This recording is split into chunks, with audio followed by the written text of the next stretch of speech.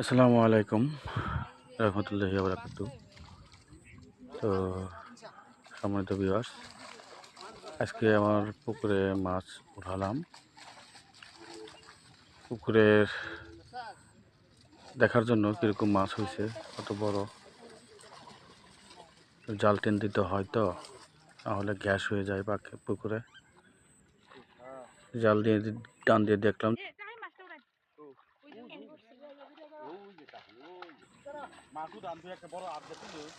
কিরকম সাইজের মাছ, এটা দেখার জন্য উঠানো। তো আল্লাহ রহমতে ভালোই উঠছে।